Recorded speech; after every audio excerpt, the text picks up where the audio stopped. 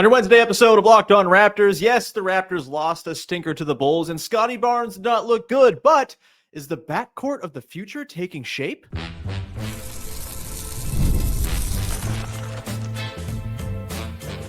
You are Locked On Raptors, your daily Toronto Raptors podcast, part of the Locked On Podcast Network, your team every day. Hey, what's going on? And welcome to another episode of Locked On Raptors, part of the Locked On Podcast Network, your team every day. It is Wednesday, April the 2nd, and I'm your host, Sean Woodley. I've been covering the Toronto Raptors now for 11 seasons on various platforms. You can find all my work over on Blue Sky. You can also find the show on Instagram, and you can join us in the Locked On Raptors Discord server. Link in the description of the podcast. Come hang out. Great place to come talk ball among friends. You can also subscribe for free to the daily Locked On Raptors newsletter. If you go check that out, we've got all kinds of stuff. We got draft coverage in there. We've got all kinds of day-to-day musings about your local basketball team, and it's 100% free. Original writing from me 5 days a week. Katie Hind, a League at Large pieces 4 times a week. Michael Shear, basketball poetry every Thursday.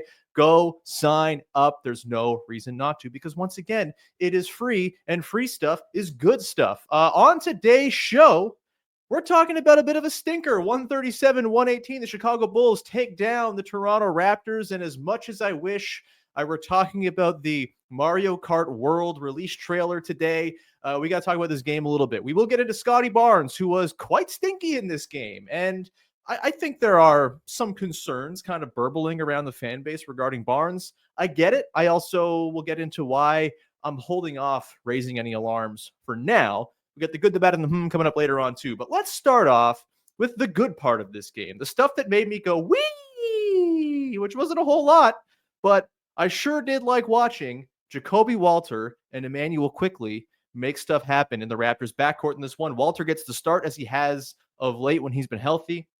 He goes off for 17 points, 4 rebounds, 4 assists, a steal, 6 of 10 from the field, and 5 of 5 from downtown, draining them triples. Immanuel Quickley in this game, 24 minutes played, 17 points, 9 assists, a steal, 7 of 14, 3 of 7 from 3 in just 24 minutes, as I said.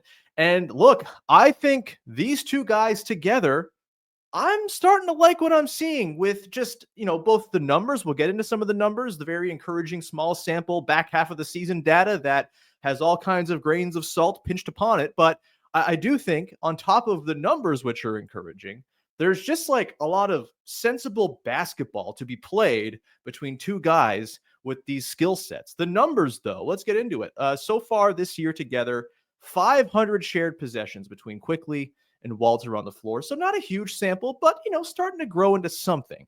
The Raptors are a plus 8.8 net rating team with those two on the floor. Again, a lot of this is fueled by March. The Raptors have won a lot of games in March, beating up on bad teams because they just, they're incapable of being worse than the Hornets and the Sixers. But still, plus 8.8 is nothing to sneeze at. On the floor together, 117.2 offensive rating with Quickley and Walter together, and an 88th percentile offense with that 117.2 offensive rating. 108.4 defensive rating, 92nd percentile. Just really good across the board in all lineups with those two guys. And there's not really one lineup where they're necessarily totally cooking in. It's been a whole bunch of sort of hodgepodge lineups, mix and match guys. The heaviest usage lineup for those two is the starting lineup that rolled out last night with Jamison Battle, Scottie Barnes, and Jakob Poeltl alongside them. And that lineup is trucking teams right now. They're in 61 possessions, so a tiny sample again, but they're a plus 9 per 100. Makes sense. There's a lot of shooting on the floor. Scottie Barnes plus shooting has always been a pretty good recipe. Quickley and Walter, though, again, if the numbers for their on-court data, like if that's something that you don't really take all that seriously, which is fair, it's not a huge sample, and it's in this sort of cloudy part of the season, there's a lot of noise sort of messing up the data because a lot of the teams the Raptors are playing are just not very good or not really trying. There's still the individual numbers for these guys to kind of take into account here as well. Since January 31st, which is the kind of cutoff I've used as like the beginning of Immanuel Quickley's season, essentially, when he finally got fully healthy and has just played pretty consistently since then. Yes, there's been minutes restrictions. Yes, there have been nights off for rest, but he's been healthy and playing since January 31st, most nights. Quickley is now up to 23 points, 5 boards, 7 assists per 36 minutes on 60% true shooting. That's like really good stuff. He's taking 9 threes per 36 minutes in that span, and he's shooting just under 40% from deep. That's crazy high volume, crazy high accuracy, really good true shooting. You love all of that. Jacoby Walter in this stretch as well. Again, we're going per 36 minutes because the minutes have been all over the place for these guys. It's been a hard thing to kind of decipher what the per game minutes, per game numbers mean in sort of a broader context. So on a per 36 minute basis, Jacoby Walter, 15.5 points, 5.7 boards. He gets on the glass quite a bit, 2.5 assists, 55% true shooting, which is a significant upgrade from the high 40s he was at earlier on this year. And he's at 41% from three on 6 attempts per 36 minutes. That's pretty interesting, I'd say. And overall, I kind of talked about this earlier in the week. I don't need to relitigate the numbers, but if you take out the first 10 games of this season where he was late to the party, missed training camp, missed the first stretch of the year, just looked like he was getting his sea legs in the NBA, as you understandably would expect during a time where the Raptors had a whole lot of injuries. He didn't look good for the first 10 games. But if you take that sample of games out, he's just been a pretty intriguing, interesting rookie ever since then, just on a per minute basis since January 31st. He's at 10 points, 4 boards, 2 assists. And again, 41% from three. Yeah, the 5 of 5 last night really helps matters, but we're seeing that shooting touch and talent that was kind of always projected to be part of his mix, right? Obviously, in college, he shot 34%. He had a really difficult diet of threes when he played for Baylor, a lot of pull-up stuff, a lot of stuff where he was just kind of the main guy in that Baylor offense. And you're seeing now in more of an off-ball role, he's getting a lot of easy catch and shoots. He's been money from the corners, above the breaks coming along. We know he's got the pull-up two-point juice as well. He's been near 50% all season long on his pull-up twos. There's a really interesting player taking shape here with Jacoby Walter. Once you factor in the defense, like I think the instincts there, the footwork, the speed, the ability to guard probably 1, 2, maybe 3 on the positional spectrum, that's all really interesting to me. And you pair that with Quickley, who's just playing really good basketball. He's been arguably the Raptors' best player. Pirtle's probably been more impactful in terms of on-off metrics, but in terms of driving the ship, Quickley's been the best Raptor over the last few months here.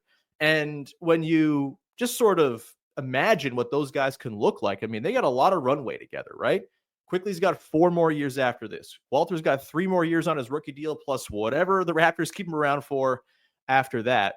They're going to have some time here to kind of figure things out as a backcourt duo. And look, there's no guarantees with player development. Of course, it's nonlinear. We're going to talk about Scottie Barnes in a second. It can go up and down and up and down and go all over the place. It's very unpredictable. But what we're seeing from Walter this season, I think it's not crazy to suggest that the next backcourt on a good Toronto Raptors team is comprised of Immanuel Quickley and Jacoby Walter. These guys bring a lot of interesting offensive skills to the table. Of course, we know Quickley's got the on and off ball juice. We know Jacoby Walter's got a little burgeoning on-ball stuff as well. 2.5 assists per 36 as a rookie, mostly playing in off-ball situations. That's a nice little start. Obviously, for Walter, where he's got to come along, finishing on the inside, his 2-point shooting's been very bad. He's sub 50% at the rim. He was 1 of 5 last night from 2. Again, that's got to come along. I believe, just as a guy, he's historically been a free throw machine. He was in college, got to the rim a ton. I think the 2-point scoring is going to come along. I think, he's very much a 20-year-old in a 20-year-old's body, getting used to the NBA, playing in cramped confines a lot of the time. I think the 2-point shooting is going to come along. It's probably the swing skill for him for sure. But if it does come along, if he's just like an average rim scorer and can get there with the frequency he seems to be able to, all of a sudden, that's a 3-level scorer you're looking at. Very intriguing stuff. You pair those guys in the backcourt with both of them looking like they have the ability to be at least above average defensive players for their positions. And you don't need that much from your guard defense. You need adequacy. You need guys who can hang and be sticky at the point of attack. You don't need necessarily to have full-on shutdown guys in your backcourt, especially when you've got Scottie Barnes mopping things up at the back end, Jakob Poeltl providing his rim protection and mobility and scheme versatility. We've gone through the numbers plenty of times. Scottie and Yak on the floor together, the Raptors play elite defense with those two on the floor, have all season long. And if you just have pretty good defense at your 1 and 2 spots, you have the length of Brandon Ingram, I'm pretty into it. I don't know what the team is going to look like next year. We'll see if RJ Barrett's back. My guess is he will be. they'll figure it out how to make it all work within the tax, or maybe they pay the tax, or maybe they trade someone like Ochai Agbaji or something like that to clear up a little bit of money to stay under the tax to keep RJ around. Maybe they trade RJ. Hey, maybe they get crazy and go for like a big time swing and try to get into the Giannis game, and that puts other people on the table. Who's to say? But I think the best bet here is RJ's back on the team next year. He probably is the built-in incumbent starter. But I don't care what the team looks like next year. I need to see a ton of Quickley and Walter playing together, because two guys with that much in terms of on and off ball juice, the interchangeability, the 3-point shooting. I mean, they're shooting 40% combined on 15 threes per 36 since January 31st, a quarter of the season. That's like game-changing stuff for a team that has been dying for high volume effective shooting for years. We got to see it, man. Quickley, Walter. Again, I don't care if Walter's starting. Maybe he closes games. Maybe they just find pockets within games to see them together. But those two guys, I am as bullish on their connection, their sort of on-court fit, as I am bullish with anybody else on this team right now going forward. And I know I'm, pro Quickley, generally have been ever since the Raptors traded for him, before the Raptors traded for him. I think what he's done over the last little stretch here is kind of vindicated those who are pro Quickley, at least some. And obviously we got to see it over the course of a full season with Ingram on the team, how all the dynamics work. But Quickley, Walter, man, the next good Raptors team, if those two guys are the starting backcourt, I will not be in the least bit surprised. We're going to come back on the other side. We're going to talk about Scottie Barnes, who, look, we got to talk about Scottie Barnes. It's not been good. He's been pretty rough of late and was very rough last night against the Bulls. How much is it just kind of mailing it in on a season where the franchise has mailed it in? How much is it stuff you should genuinely be concerned about going into next year? We'll get into that coming up in just 1 second here.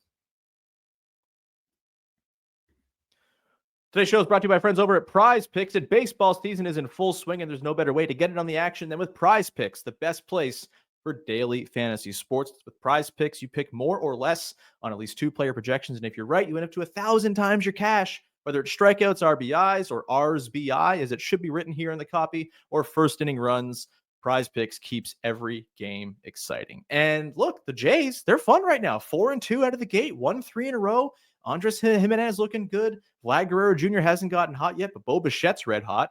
Maybe you take the more on total bases for Bo Bichette in a game. That could be something that wins you some scratch. Of course, you can go strikeouts, RBIs, home runs. It's all there for you. If you're a baseball fan, getting back into the Jays here. Look, I was pretty skeptical on the Jays coming into the year. It's taken me all of 6 games to be fully back on board because I'm a fickle man. Either way, download the app and use the code LOCKEDONNBA to get $50 instantly after you play your first $5 lineup. That's code LOCKEDONNBA for $50 instantly after you play your first $5 lineup on Prize Picks. Run your game. Back at it here on your Wednesday edition of Locked On Raptors, breaking down Raptors Bulls from what the hell night was it? Tuesday night. The days are running together here, man. Scottie Barnes. We should talk about him. I know it's a sore spot for a lot of folks, a point of concern for a lot of folks, and I get it to a certain extent. He has been pretty rough, specifically on the offensive end over the last few months. As we talk about the offensive struggles, we simply cannot ignore the fact that he has been the anchor of a damn good defense for months now. He is playing all defense caliber defense. It gives him a little more leeway to have some steps back on offense. Surely he can't be this poor next year if the Raptors want to do anything serious. We'll get into that. But I don't want it to be lost here that as much as Scottie Barnes has taken a bit of a step back on offense this year, there's been some regression. Well, there's been some encouraging signs as well in certain areas, particularly the mid-range. Like the defensive stuff from him, the defensive leap is the single most important thing that has happened for Scottie Barnes this year. And that can't get lost in this conversation. He makes a lot more things make sense for this team because of what he's doing as a defensive anchor. Again, this is a top 5 defense since January the 1st, which is now more than half the season and not just March-fueled, fakeness. There's a little bit of March in there for sure, but it's not all in there. They've been a genuinely encouraging defensive team. And with Barnes and Poeltl on the floor, once again, they have been absolutely elite. As good as anybody in the league not named the Oklahoma City Thunder when those two guys are on the floor in particular. The offense, though, it's not been good. It's been a big step back for him this season. He's at a career low in terms of points per shot attempt per clean the glass. As of right now, where is he at? He is, I have it here somewhere. It's not been good. Yeah, he's at 1.049 points per shot attempt. Not ideal. 17th percentile among his positional cohort. Not great. He's at a career high usage, which means he's taking more shots and he's hitting fewer of them. That's not good for the offense.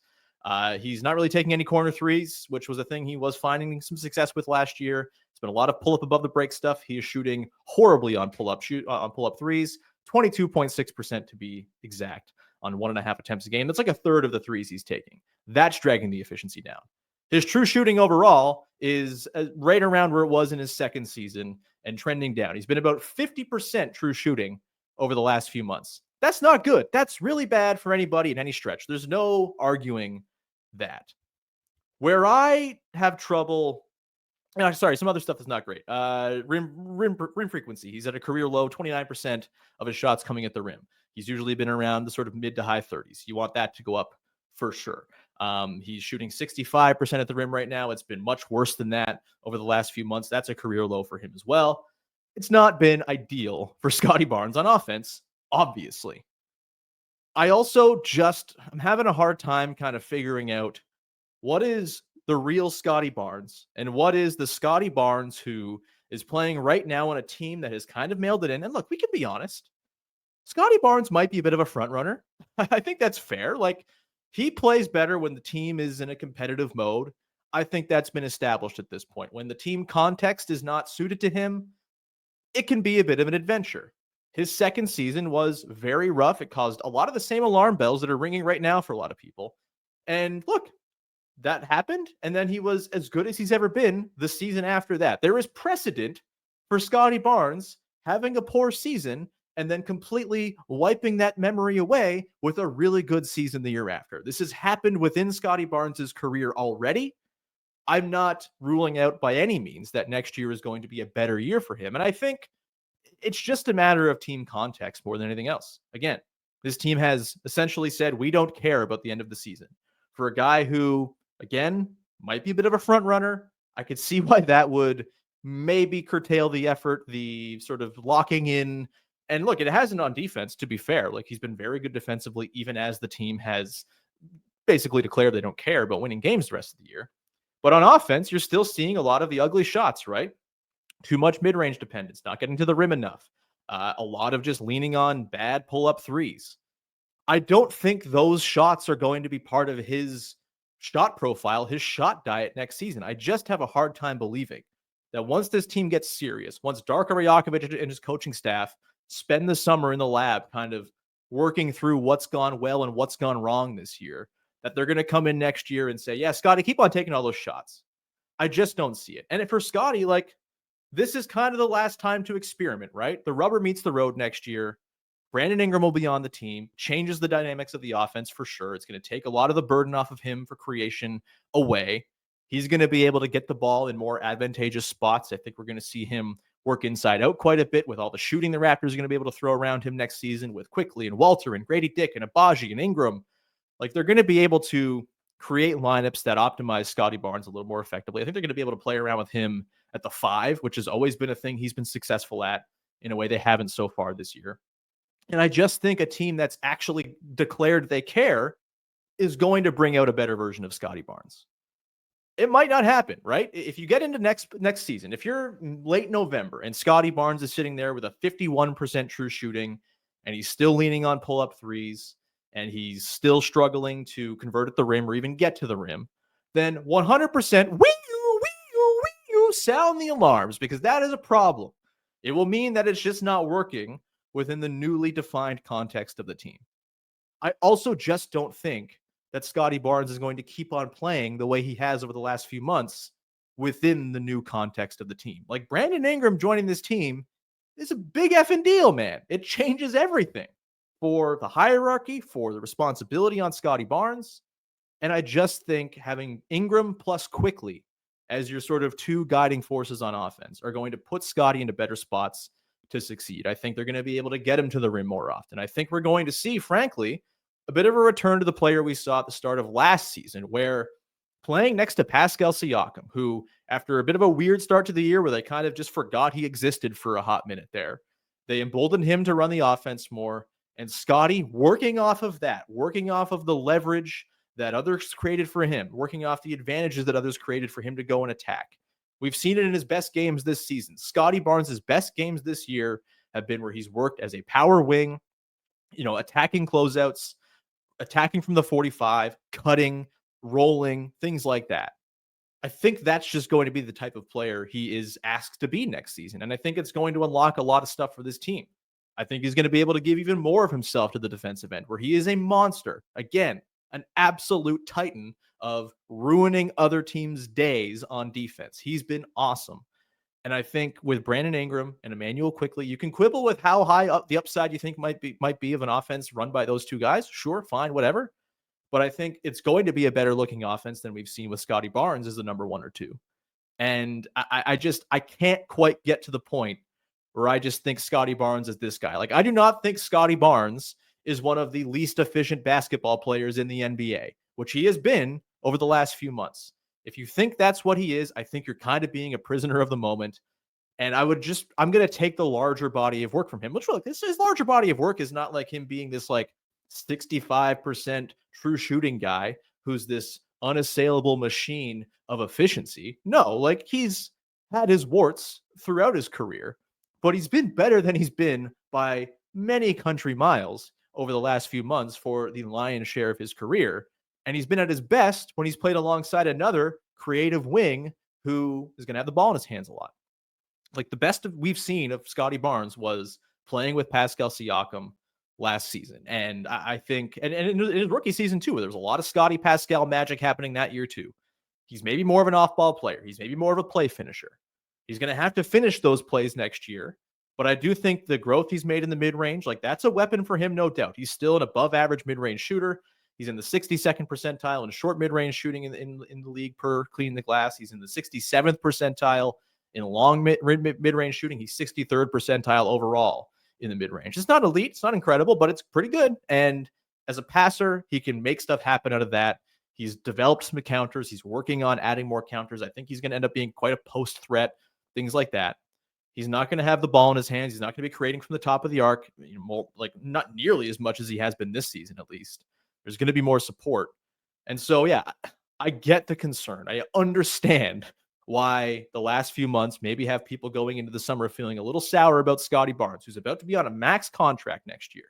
It's a 25% max. It's the fun max. It's like not all that prohibitive. And what he does defensively is more than enough, I think, to get him to the level of being worth that. We'll see over the course of that contract if he's able to parlay that into more max contracts down the line. But I do think the 25% max is going to be totally fine for him next year. And again, if we get to the start of December next season and Scottie Barnes looks as rough as he has over the last few weeks, then the last few months, that is, then for sure, like, a lot of problems are like clearly going to be like fully slapping us in the face, and they'll have to be confronted. But I just can't get there until we actually see what this team is supposed to look like. This is not what the team is supposed to look like. Jamison Battle's not going to be starting. Orlando Robinson's not going to be playing heavy minutes off the bench. And like, even in last night's game, they lost the rope a little bit at the start of the fourth quarter, but through 3 quarters, like, the Raptors were positive with Barnes, Pirtle, and Quickley on the floor. Like, he's still an impact player, even with the janky offense. And he's done too much throughout his career to tell me that, like, he can't get back to being an effective offensive player, especially in a less burdensome creative role. Anyway, like, I get it. You can be concerned. I just don't think we're really at the point where it's like 5-alarm blaze just yet. I think, again, talk to me a month into next season and see where things are at. I'm sorry if that's, a little too cold for you takes wise, but that's kind of where I'm at with Scottie Barnes. We're going to come back on the other side, run through the good, the bad, and the to close things out. Of course, the Raptors have been eliminated from the playoffs. That's not great, but hey, is this the last time that happens for quite some time? We'll get into that and more coming up in just one sec. Today's show is brought to you by our friends at Monarch Money. Ever check your bank account and wonder, where did all my money go? Between dining, out, online shopping, and entertainment, it's easy to lose track. That's where Monarch Money comes in, your personal CFO, giving you full visibility and control over your finances. Monarch Money isn't just a budgeting app, it's a complete financial command center. You can track all your accounts, investments, and spending in one place so you stop managing your money and start building wealth. I've talked about it before. I have a lot of accounts on different banks in different countries just because of the work I do and who I do it for. And it's hard for me to keep track. It'd be nice to just have one place where all those accounts are in line. I can easily do my taxes and file expenses and kind of just toggle between accounts. And Monarch Money allows me to do that. It's beautiful. It really has kind of changed the game for me as someone who has just like a lot of weird finances going on as a lifelong freelancer who has like a mortgage with a different bank than my regular banking and all that stuff. So yeah, I would highly recommend going and check them out. It's a very useful tool if you need to get your finances straight. Take control of your finances with Monarch Money. Use the code LOCKEDONNBA at monarchmoney.com for 50% off your first year. That's monarchmoney.com, code LOCKEDONNBA for half off your first year. Back at it here, closing things out here on your Wednesday edition of Locked On Raptors with the good, the bad, and the the way we wrap up every single episode of this here podcast on the heels of a Toronto Raptors basketball game. Thing I liked, thing I didn't like, thing that's got me a little bit intrigued from the latest in a Raptors hoop. In this case, a 19-point loss to the Chicago Bulls. We'll talk about the Bulls coming up in a sec. The good for me, look, it's nice to get a loss to ward off the very bad San Antonio Spurs. The Spurs looked like they had it last night, man. They were up like 9 early in the fourth quarter and then just completely spursed everywhere and let the Magic score points on them. No greater indignity than letting the Orlando Magic score points on you. But that's where we are with the damn Spurs. They're going to lose a lot of games. They have a tough schedule down the stretch. Every single loss is helpful for the Raptors right now as they try to ward off the Spurs. And again, I'm not like sweating too hard the 7th versus 8th. It'd be nice to stay 7th for sure. With the loss last night, the Raptors moved from 92.5% odds of finishing 7th to 92.8. So there's that. 5.4% chance of being 8th in the odds. So still very, very likely here, especially with the game coming up Friday against the Pistons. That feels like a loss. Probably Thursday against the Blazers too, although the Blazers are not really trying right now either, or at least kind of moving into their, shut it down era, I think. Still, very, very likely the Raptors finish up in that 7th spot. And if you go read yesterday's newsletter, which I've linked on my Blue Sky and stuff, it's on the Locked On Raptors website. You can go find it out. It's the fun draft with a lot of dudes, and top 7 sounds great to me. Top 8 even sounds great to me. 9, 10, you hope you don't fall there. But go check that out. Either way, nice to get a loss, I suppose, to ward off the Spurs if this is a thing we have to care about. The bad for me, despite them winning and despite them being on a heater, I'm sorry to say to anyone who has been tricked by the March run of the Chicago Bulls, but the Chicago Bulls are bad. Like, I think it's pretty obvious. And this is, maybe it's Homer talk, I don't know, but I also just think it's like common sense. The Raptors are like obviously going to be better than the Bulls next year, right? Like Immanuel Quickley, Kobe White, kind of close. I'd probably take Quickley because he's a better defender.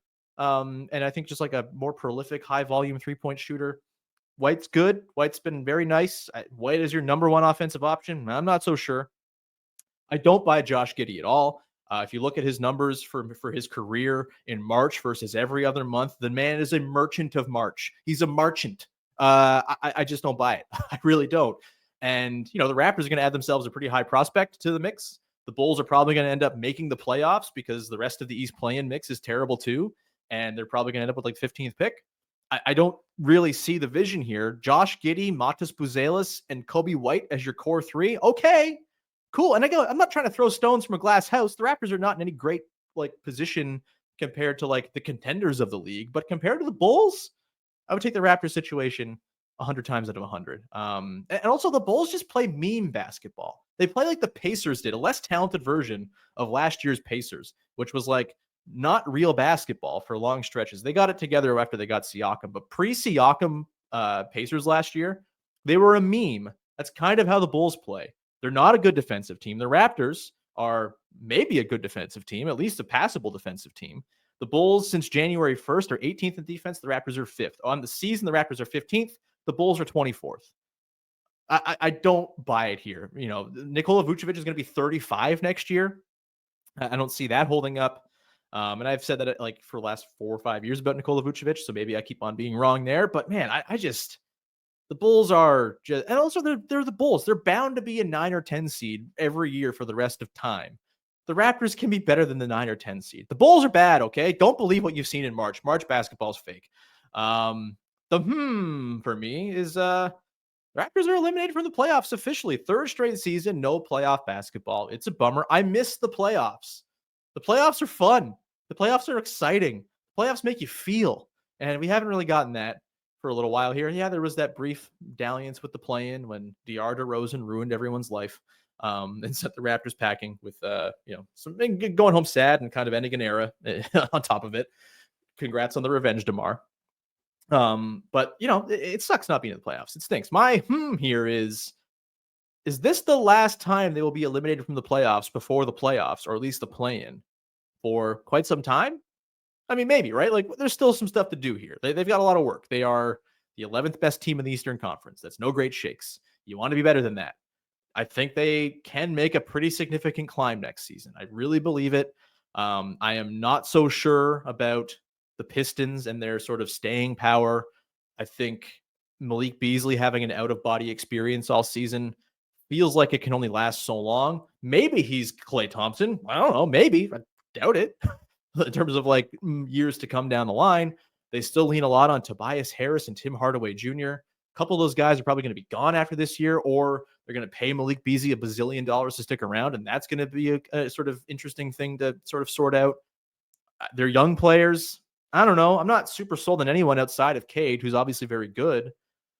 The Pistons feel gettable. I think the Bucks, I mean, who the hell knows what's going to happen with the Bucks this summer? It's a lot of sort of disaster potential there.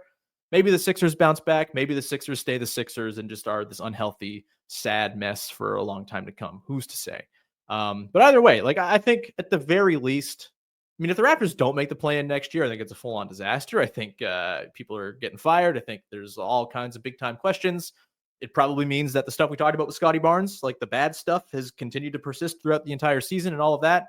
The Ingram fit doesn't work. Like, yeah, if they don't make the play, at least the play-in next year and a flirt with the playoff spot, things are going to get real ugly, real uncomfortable, and real unpleasant, I think. But I kind of buy this team going into next year as a team that can just be a regular season machine. Like, not going to win 60 games or anything like that, but can they win 45?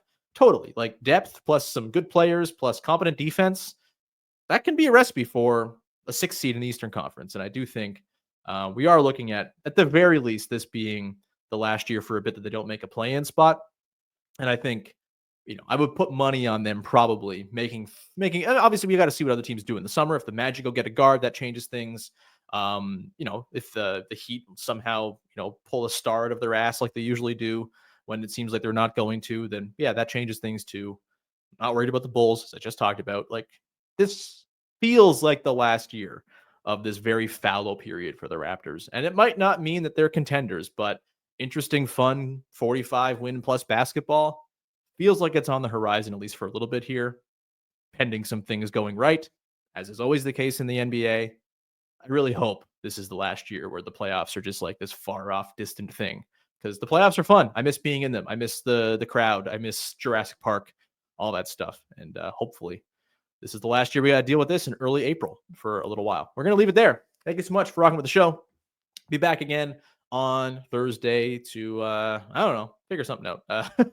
Maybe get a guest in here, maybe go some draft stuff, maybe answer some mailbag questions. I haven't figured it out yet, okay? It's a hard time of year to plan ahead content because, man, oh man, things are not great. But we will trudge forth as we always do. Please subscribe to the newsletter, QR code on the screen, link in the description of the podcast, Discord. Come be part of our listener family if you want to do that. It's always a fun time. And we'll be back again on Thursday for another episode of Locked On Raptors. Thanks for hanging. Bye-bye. I really got to hit this. It's been too long. Oh, God.